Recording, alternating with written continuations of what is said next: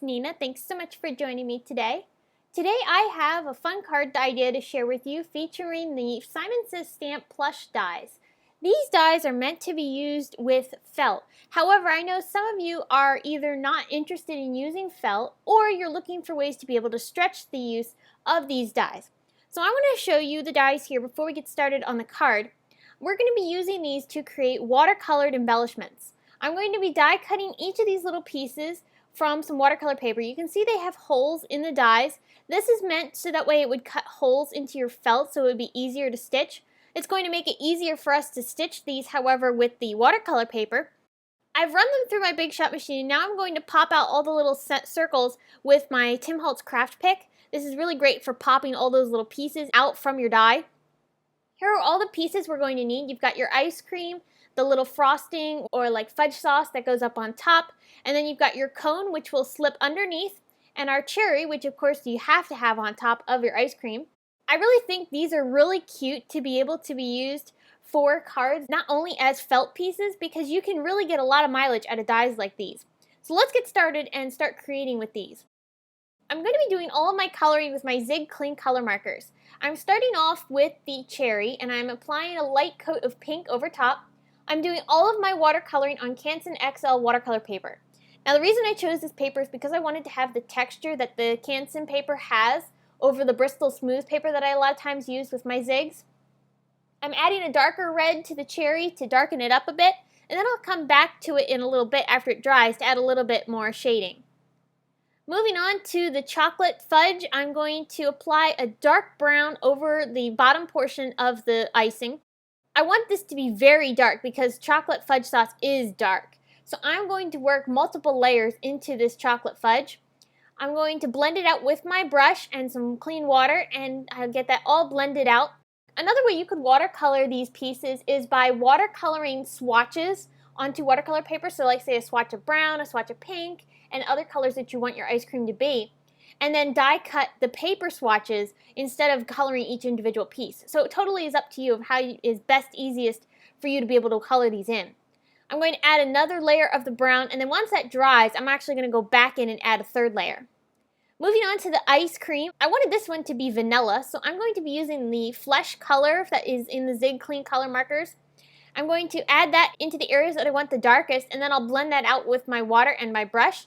And this is just going to give it a nice soft vanilla look. And I really think this becomes a really cute ice cream cone. Now also bear in mind that you can use any colors you want for your ice cream cone. You can make it look as realistic as you like or as fanciful as you like. I'm going to show you another version at the end of this video where I used different colors to make a more bright and festive looking ice cream cone. I'm going to be using this brown color for the ice cream cone. I think this color is a really nice color tone for the ice cream cone itself. This color looks a little bit more yellow as it first applies down, but once it dries, it has a little bit more of a browner tone.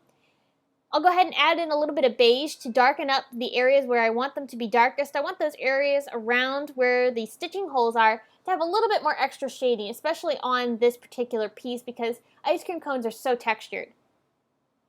I'll blend that out with my water and brush, and now that we have everything colored, it's time to go ahead and add a little bit more extra detail. You can see here we've got our ice cream cone and our icing and our little cherry that will go on top. And we're going to be adding texture to these using water splatters. I love doing this to my watercoloring because I really think it adds a nice finishing touch to the color. I'm going to take my distress sprayer to help me do this. You could also use your hand or a paintbrush. I'm going to put all sorts of droplets all over these pieces. I'm pressing the nozzle kind of in little spurts. I'm not pushing it all the way, I'm like pushing it halfway so I get bigger droplets and smaller droplets at the same time. This has a little bit more of an organic feel rather than a fine mist. If you wanted it to be a fine mist, just go ahead and spritz it fully just like you would any other spray bottle. But because I wanted those bigger droplets, I just pushed the button halfway. I'll let that sit for a good little bit, probably about a minute, and then I took my rag and just dabbed it off with the rag, and I really love how it reveals that gorgeous texture. This is one of my favorite things about the Zig Cling color markers is that they react with water, just like distress inks. So it kind of gives you a little bit more control like a marker. However, it gives you that same effect as the distress inks. So here I'm bringing out my floss here. I love my floss box because it's organized by rainbow color. And of course that's really pretty. So I'm going to pull out some colors that I think would match up with the colors that I've chosen for my ice cream. I want the colors to be slightly similar, so that way the thread doesn't stand out too much. I'm going to use some pink to sew my cherry. I'm going to show you here how I do the sewing. I just do a simple back stitch. You could do any type of stitch that you want for these little dies. There are so many different stitching techniques that you could use to stitch these. Check online because I know you can find lots of different ways to be able to add some really fun details using your stitching if you wanted to do something a little bit more fancy than the back stitch. I want to show you here, I got to the end and this is how I finish off all of my stitching. Because I'm going to be gluing these together, I'm not worried about the floss being threaded into each other to hold it in place. I'm just tying it into a little overhand knot a couple times until I've got maybe like 2 or 3 knots, and then I'll go ahead and trim off the excess pieces. And that's going to hold the sewing in place. I'm not worried about it falling apart because again, we're going to be putting adhesive on the back of these pieces, so the thread is not going to end up being able to come apart. For the ice cream cone, I'm going to go ahead and start sewing all the way around. This is relatively simple stitching. However, I did want to show you when I got to the portions on the inside portion of the ice cream cones, I want to show you how I managed to keep the thread all in one piece without having to cut it and tie it into a knot and then start all over again.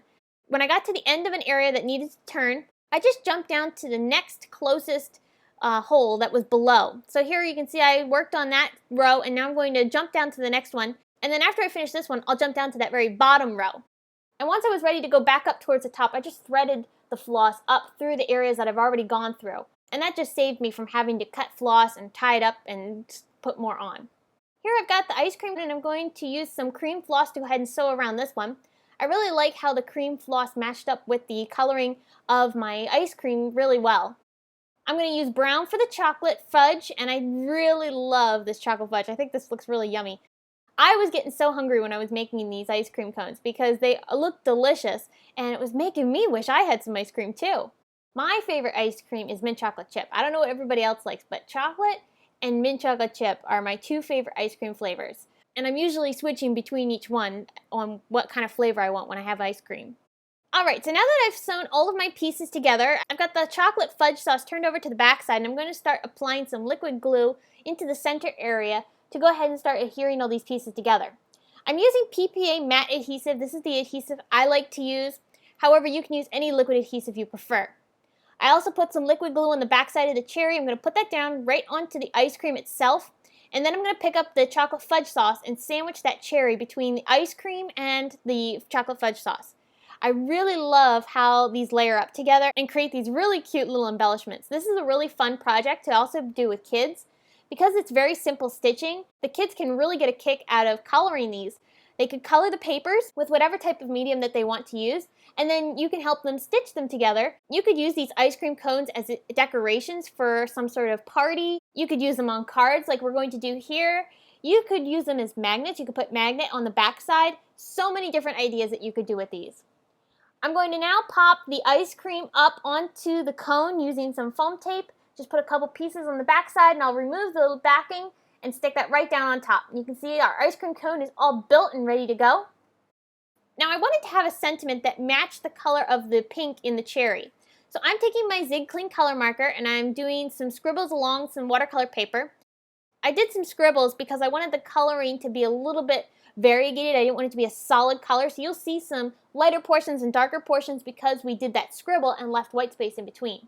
I really think that adds a little bit of fun and interest to the sentiment and also lends more to the watercolor feel rather than it being just a flat color.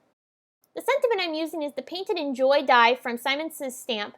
I die cut not only that pink paper that we made using the Enjoy die, but I also die cut it from 3 different pieces of white cardstock. And that's because I want to layer these together to create a little bit thicker of a sentiment. It's just going to make it a little bit more sturdy on my card. So what I did was I just ran liquid adhesive all over each Enjoy die cut and then I just layered them on top of each other one by one. Now I want to work on my card base next. I wanted to have a watercolor background because we had so much watercolor going on in this card. I really wanted to continue that feel. So I'm taking an A2 size card that I created from watercolor paper. This is again the same Canson XL paper. And I'm smushing on some scattered straw distress ink. Now this is a little bit dark and I don't want it to be quite this dark, so I'm spritzing it with some water and dabbing up some of the darkest areas, and I'll keep dabbing as I'm drying. And And that's just going to help give the card a little bit more of a pastel and lighter feel because I want the ice cream cone to stand out. I'm going to add splatters to this as well. I put a bunch on, and then I'll go ahead and wait about a minute before I go ahead and dab them up with my rag. And I love the look of the splatters onto paper. You can see it adds so much texture. And it's always so fun for me to be able to watch the splatters come out into the ink.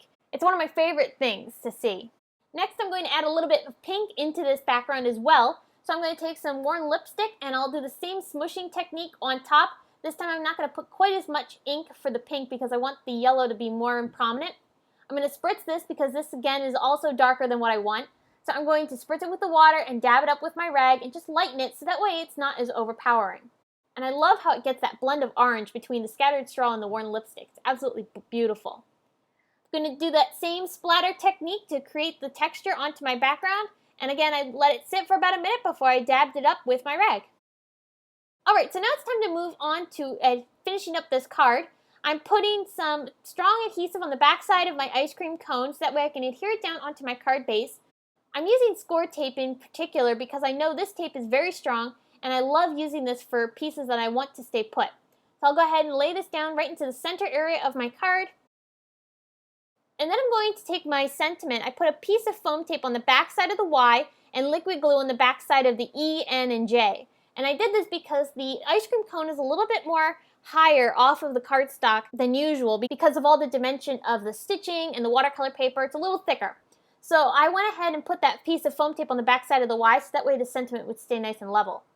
I'll go ahead and press that down good and I'll apply some Spectrum Noir Clear Sparkle over top of both the cherry and the word enjoy. I just love adding a little bit of shimmer and shine on different areas of my cards whenever I can get the chance.